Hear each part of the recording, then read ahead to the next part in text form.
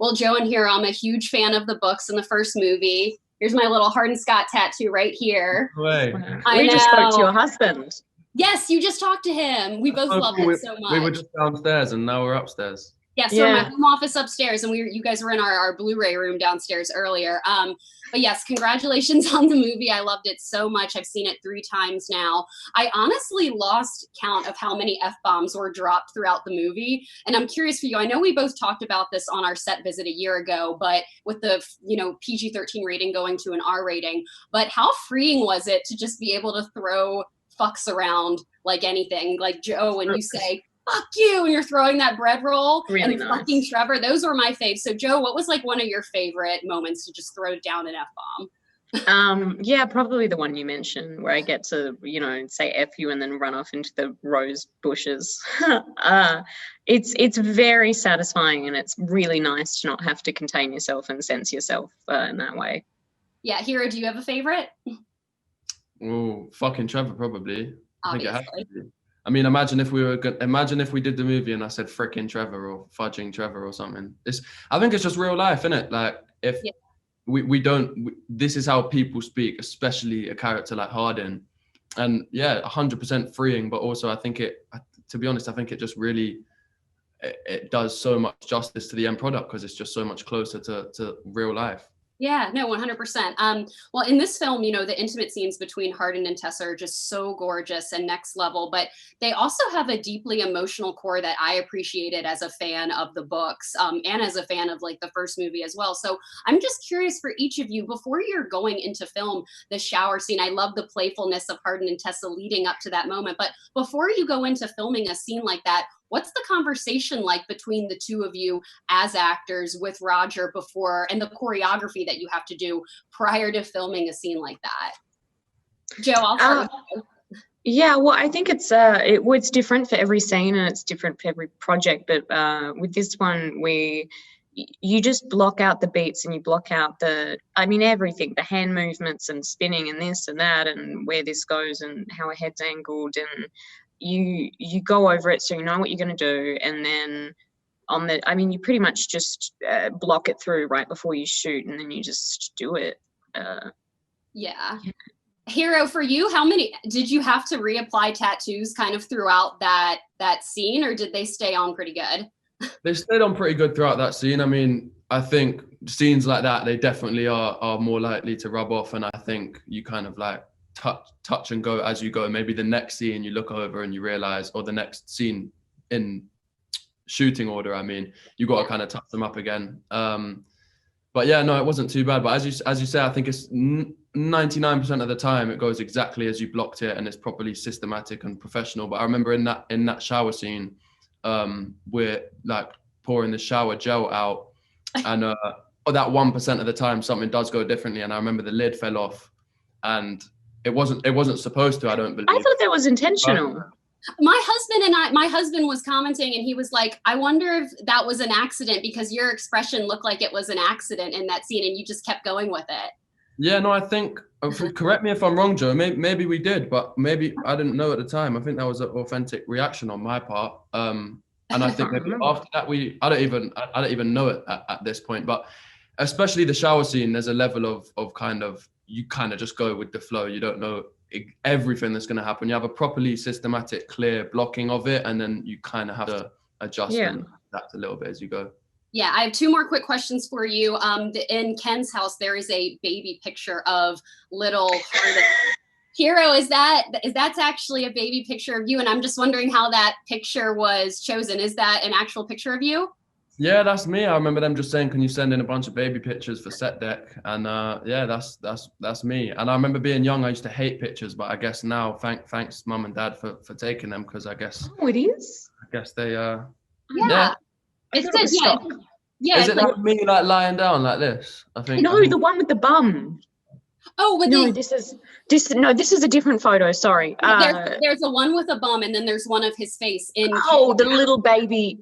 Yes. Yeah. Yeah, I think I saw a post saying how afterwards, I didn't even realize this in the shot, but I think this was probably Roger's idea, but the fact that it pans from that innocent baby picture to Hardin in the background walking, drinking a bottle of wine is a nice juxtaposition.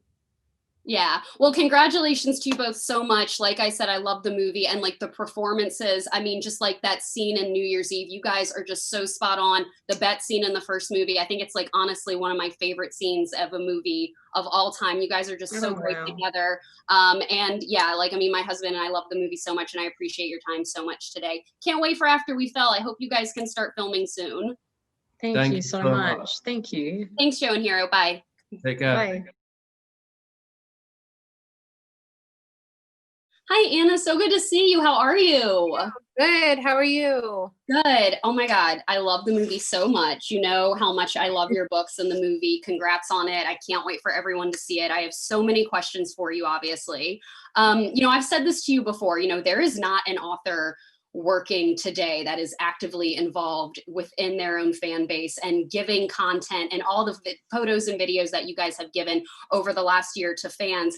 I know it's really hard to keep that balance in regards to pleasing the fan base while also attracting new viewers to the movie.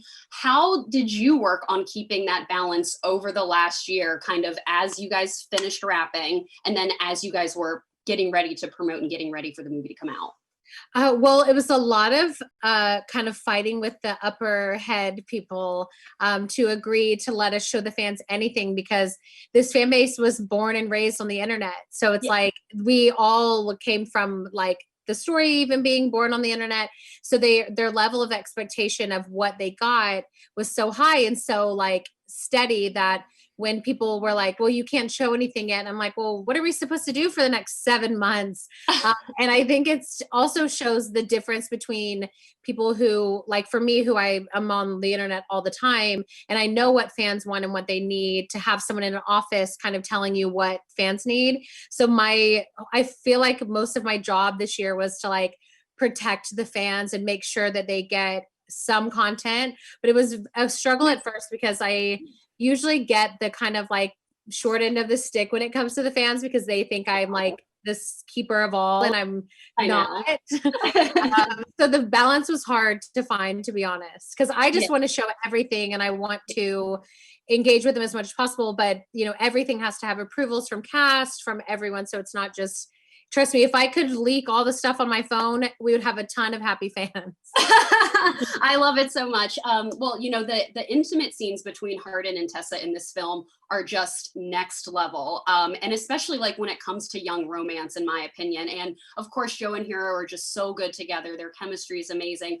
I'm wondering for you, and I'm sure you have so many moments, but I'm wondering for you, when you were on set for After We Collided, was there a particular day or moment or scene where you were just completely in awe and you had to like step back and just watch Joe and Hero bring these two characters to life? I mean, there were a few came to my mind, but the first one I would probably say the I love you scene in The Office. It was usually, I mean, for every intimate scene, it's so like, it blows my mind what comes out on the screen, because when you're there, it's just so not like, you don't even have the opportunity to get into it because everything is so technical, and then the cameras are moving, and then me and Roger are like behind a bed. So it's like, it was not glamorous. But during the I love you scene, there were a couple times where I literally was like emotional, where I was like, I forgot that I was watching a movie based off my books come alive, and I forgot that I know Hero and Joe. I literally just felt like I was watching something, not even really after, but just like a brand new thing, that if I didn't write this and wasn't involved in this, this would be my favorite movie of all time. I know that was my husband's and I's favorite scene. I told you, he immediately turned to me and said, oh my gosh, I just love that moment so much. And I'm like, that's the power of Anna Todd's dialogue right there. I'm honestly curious, who has Tessa's bracelet right now? Does anyone have the bracelet? Did anyone get to take that home from set? No, the bracelet was a bit of a little controversy on set because it was a lot harder to get made than anyone kind of thought. So when I arrived and they showed me the bracelet, I was like, what is that? What the heck is that? Really? Yeah. And then we fixed it a little bit and changed it. It's still not exactly what I had in mind, but that's movie making. But as far as I know, well, hopefully it's still with production and doesn't get lost anywhere. But I have a feeling it'll be a kind of a different bracelet coming up, because it's supposed to be like a dainty kind of like very thin little thing with charm. And there were so many moving pieces with the second one, and so much like course correcting that nobody really gave that bracelet the proper TLC that it needed. But I appreciate you, Anna, so much. Thank you so much for your time today, and I can't wait for the fans to see the film. Thank you so much. Talk to you soon. Thank you. Bye.